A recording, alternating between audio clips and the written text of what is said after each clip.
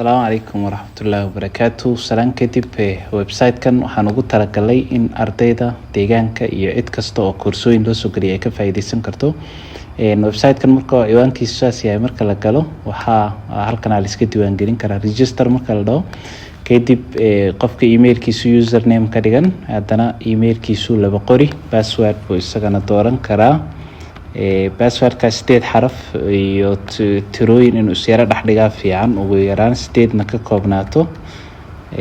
Kadib magaciisa saddexan buu qori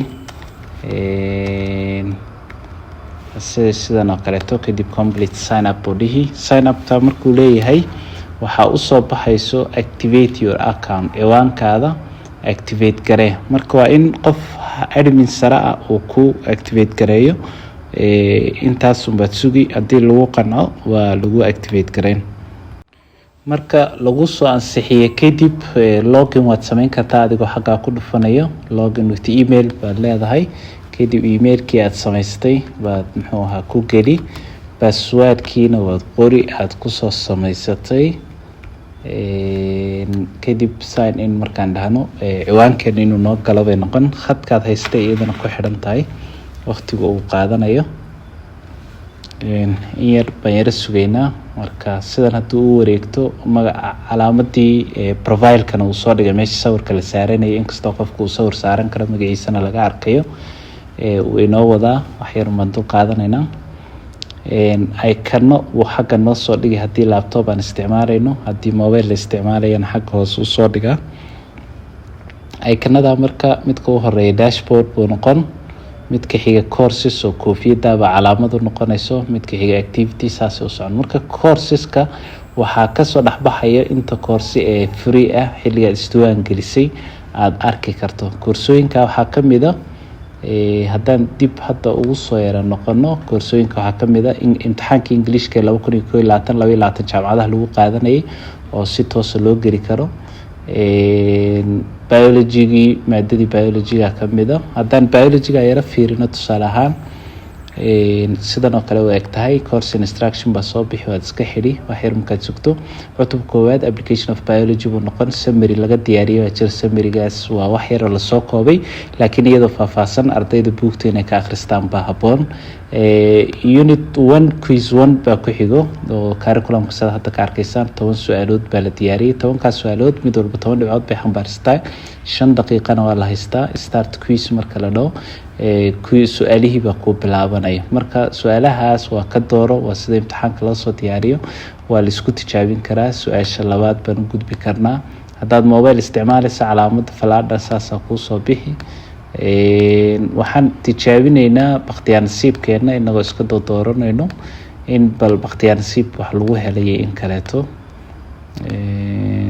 Si haddaan doorano option-ka saddexaad, option-ka labaad haddaan tan doorano su'aasha tobnaad markaad marayso button-kan oo dheeri ah baa soo bixi submit quiz. maadaama aad dhamaystirtay hadda 3 su'aalood baan saxnay. 3 su'aaloodna waa su'aasha koowaad, afraad iyo toddobaad. Su'aalaha aad sixin iyada aad tan ku dhufato waad heli kartaa. Hadda 30% waan keenay. kuwa aan sixin haddaan fiirinayno waa 7 su'aalood. 7 marka tan option-ka labaad ama B baan doortay laakiin jawaabta saxda waxay tahay waa mid cagaarka u saaran yahay. Haddii aad mobile ka isticmaalayso kuwa dusha waad kaga dhufan kartaa. Haddii aad laptop isticmaalaysana su'aasha numberkeeda baad sii tagi bay ka dhigantaa. Sida aan kuwa naga khaldamay tan u taabanay kuwa noo saxana tan waan taaban karnaa si aan u aragno kuwii noo saxmay. Qaybta xigto waan u gudbi karnaa oo sida hadda noo soo socoto xagan. Qaybtan xigta iyadana summary bay leedahay. Haddaan sii dhaafno 10 su'aalood oo sidii oo kale iyagana noo soo bixi. Marka biology-ga 5 qaybood buu ka kooban yahay. 5 qaybood oo ka kooban yahay waxa weeye qayb walbo sub-unit walbo 10 su'aalood baa laga diyaariyay. 50 su'aalood buu ardayga markaas uu wajahayaa bay ka dhigantaa haddii aan nidaamkan fiirino. Su'aalahan mar labaad haddaad qaadanayso tii koowaad waxay noqon kartaa tii shanaad waa isdaba maraysaa. Koodhka uu kala bedelayaa dynamic maadaama lagu diyaariyo iyo qaabka lagu diyaariyay.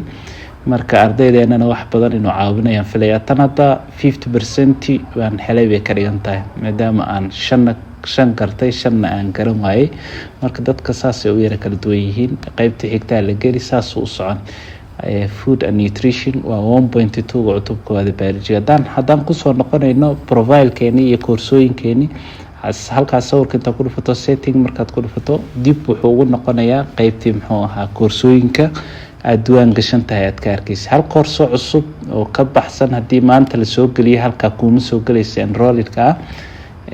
enrolled courseska waxay kuu soo geli all courses taa inaad ka raadsatay noqon courses hadda markaan ku dhufano keliya wixii aan isduwaan gelino keliya unba xaggan inooga soo bixi wax yar markaan yara sugno web development website sida loo sameeyo oo course ahaan loo qaadan kara baa jirto orientationkii baa jiri maadooyin badan oo kale oo la soo gelin doonaa jiro marka taa waxay noqon all courses tan in lagu dhufto all courses taa marka lagu dhufto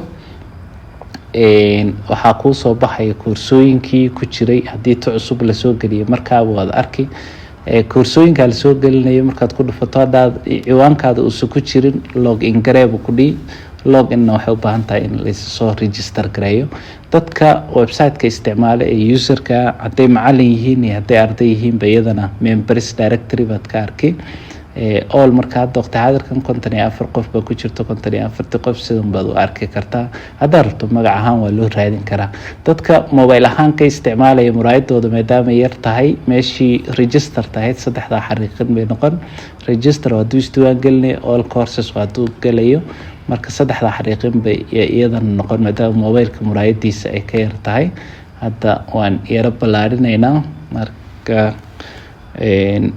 qaybtan koowaad halkaasaan hadda waqti xaadirkan ku joojinaynaa aad iyo aad baad u mahadsantihiin